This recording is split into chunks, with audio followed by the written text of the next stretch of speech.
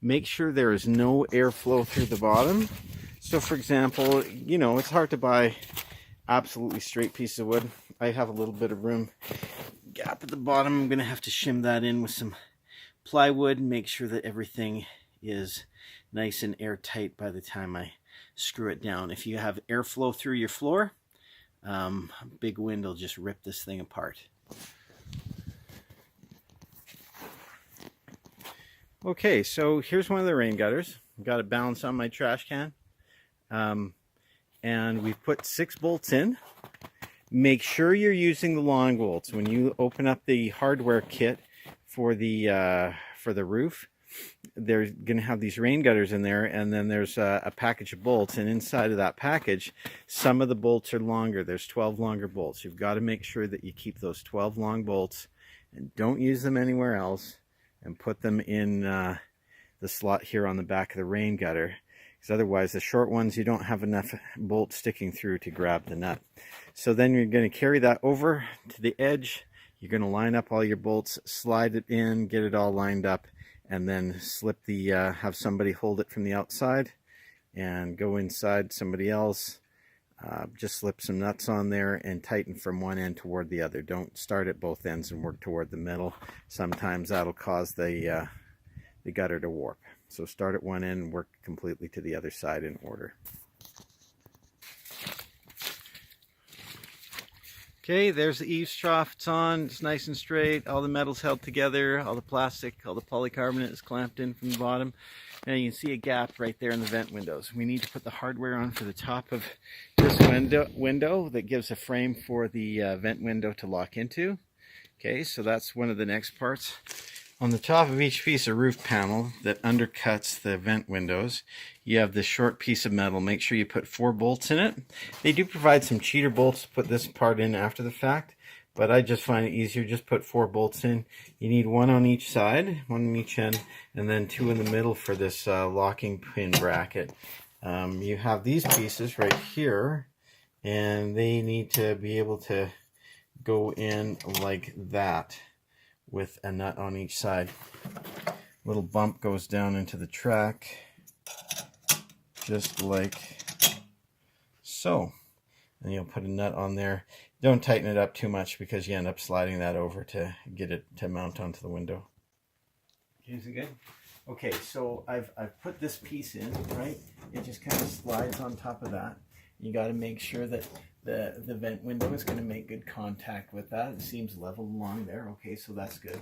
So once you're over here, you're going to loosen this back off. That 3rd bolt from the bottom.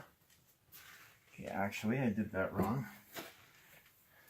The 3rd one from the top, that one needs to be there for the planter rail. Okay, easy mistake to make. Okay, so you're going to take that nut off. That one comes down. Okay. Gotta get yourself some space. Once again, it's always handy to have a screwdriver. Not very many screws even with the kit, but I find that screwdriver that they include nice and handy for holding bolts in place. So get that on there.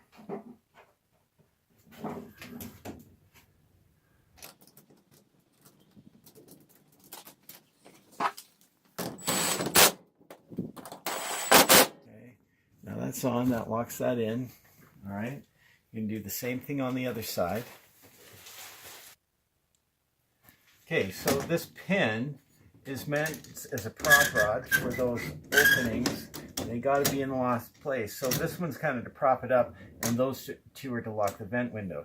So you're going to loosen those 2 bolts off and shimmy this until it's just, that pin is just to the left of those. So it's like, okay, you can go there and just pull it down. And you need to push this until, just position it until it lines up with those 2. Okay, so that's where you want it. You got to get it so that it can lock right there. So once you've done that, then tighten it back up. So that's what I mean. Like, you want this prop pin. just to the left. You see that's even resting on it, right? So when you want to prop that up to vent your hot air on a hot summer day, you put it right there and leave it. When you want to lock it, just go like that, and now that wind can't lift it. Right along here, planter rail goes in, and it needs to be below this rail, otherwise it's going to interfere with your vent window. So your third bolt in from the bottom that you put in, there's one right there. Okay, you need to make sure, get a measuring tape, decide about where you want that planter rail to sit. Okay, it should be somewhere kind of in that midpoint, somewhere in here maybe. You decide where you want that. Make sure that you line up the bolts all equal distance. And so just loosen them, move them to that distance. Maybe get a Sharpie or something and mark it. And then that makes putting that planter rail in nice and easy. It provides structural support for snow load and allows you to hang some hanging baskets on. So here's a planter rail. I'm just putting in the last bolt on this side. Yeah, like I said, it serves a few purposes. One thing it does is it provides midway support here so that snow load can't put too much bowing on the panels. That's one purpose. Another purpose is, hey, you have something that you can hang some plants on. You have those holes that you can hook some hooks through, or you can get some twine or something up through there and tie that.